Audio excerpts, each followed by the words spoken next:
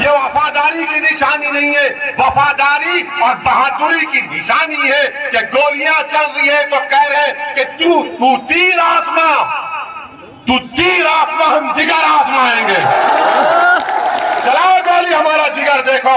आज तुम्हारे सामने खड़ा हूं, मैंने पार्लियामेंट में खड़े होकर कह दिया कि मैं रसूलुल्लाह सल्लल्लाहु अलैहि वसल्लम के गुलामों का गुलाम हूं। मैं सब उम्मत के मकी के दर का कुत्ता हूं। मुझे सिक्योरिटी की जरूरत नहीं है, बस मुझे इतना चाहिए कि हशर के मैदान में जब कमली वाले होंगे तो आका कह दे कि ये मेरा कुत्ता आया है, बहुत काफी है, मेरे लिए इतना काफी है। मरना तो है एक दिन, मगर जिएंगे कैसा वो दुनिया याद रखेगी उसको। और इसीलिए हमने कहा अमित शाह साहब से आपका thank you. I don't want that category. Akhilesh भैया तो माशाल्लाह Z+ में फिरते हैं, हम तो आपके दरमियान में। अभी देवबंद गए थे तो हमको ऐसा टूट पड़े कि सब तोड़ दिए। कोई हमको छीरा, कोई हमको, हम समझ रहे कि भाई कोई लैला आ गई क्या इनके दरमियान। मेरे भाई, हमको Z कैटेगरी की जरूरत नहीं है। क्यों नहीं है? क्योंकि कुंदरकी की जनता की जान की हिफाजत होगी तो ओवैसी अपने आप को महफूज समझेगा।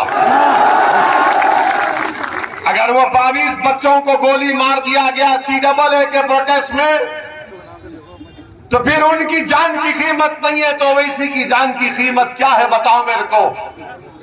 कासगंज के पुलिस स्टेशन में अल्ताफ को पुलिस कस्टडी में मार दिया गया, मैं Z कैटेगरी लेकर क्या कर लूंगा? कब तक ये सियासतदान, कब तक नेता अपनी सिक्योरिटी की फिक्र करेंगे? अरे गरीब की जिंदगी तुम्हारी जिंदगी से बढ़कर है, याद रखो। जो नेता ये सोचना शुरू कर देगा कि गरीब का सुरक्षा मिलना चाहिए, दलित को मिलना चाहिए, महिलाओं को मिलना चाहिए, अल्पसंख्यक समाज के मुसलमानों को मिलना चाहिए, तब देश मजबूत होगा। मगर क्या मामला ये, हमको बोले Z ले लो, हमने कहा Z कैटेगरी नहीं चाहिए, A कैटेगरी का शहरी का स्टेटस हमको दे दो, बराबरी दे दो। अगर वो मेरी बच्ची मुस्कान, मेरी बेटी अगर तालीम हासिल करने के लिए जा रही है, वो बेटी कॉलेज में तालीम हासिल करने के लिए जा रही और 30 गुंडे उसको घेर लेते हैं, तो वैसी क्या करेगा Z कैटेगरी लेके, जब मेरी बेटी कॉलेज जाने से अगर उसको रोक दिया जा रहा है। मेरे अजीज दोस्तों और बुजुर्गों, मैं ये अपनी तारीफ या अपनी मकबूलियत के लिए नहीं कह रहा हूं, मैं पूरी ईमानदारी के साथ कह रहा हूं। अल्लाह मेरे दिल का हाल जानने वाला है, क्योंकि मरकर मुझे भी साथ देना है। मैं नहीं चाहता हूं सिक्योरिटी मुझे लाख, मेरे दोस्त, मेरे भाई अकबर ने कहा कि ले लो भाई। मैंने कहा जब तक दुनिया में जिंदा रहूंगा आजाद पंछी की तरह रहूंगा। मैं सोने के पिंजरे में बैठकर अपनी जिंदगी नहीं गुजार सकता। हाँ, जिस दिन अल्लाह ने तय किया कि किसी की गोली से तू इस दुनिया से जाएगा, तो मैं तो कहूंगा परवरदिगार, हक तो यह है कि हक अदा ना हो सका, क्योंकि इतनी मोहब्बत, इतना मौका खिदमत करने का आप यकीन नहीं कर सकते कि संबल में हम गए थे, जलसा कर कर असर की नमाज का वक्त हुआ, मस्जिद का नाम याद नहीं आ रहा, मस्जिद में नमाज पढ़कर हम निकले, एक अपाहिज है साइकिल पर है, हमसे हाथ मिलाया और कहा कि ओवैसी तेरे लिए 100 रुपये। मैंने कहा क्यों? उसने कहा मेरे पास यही दौलत है, तू रख ले। यकीन मानिए मैं जज्बाती हो गया, उस 100 रुपये को उठा के रखा हूं, जिंदगी भर कभी उसको इस्तेमाल नहीं करूंगा।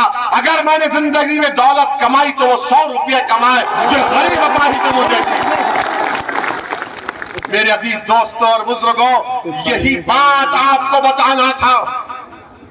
ये मंजलिस जब राजनीति सियासत करती है तो हमारे लिए कोई तिजारत नहीं है, कोई दौलत कमाने का जरिया नहीं है। मंजलिस जब से बनी और सुबह क़यामत तक जब तक रहेगी इंशाअल्लाह ताला हबीब करम के नबी करीम के सदक़े में, तो तिजारत या दौलत नहीं बल्कि गरीब मजलूम को उनका इंसाफ दिलाने के लिए, मुसलमानों को, दलितों को, पिछड़ा समाज को उनका हक दिलाने की लड़ाई लड़ते रहेंगे। इसीलिए हमसे दुश्मनी है, इसीलिए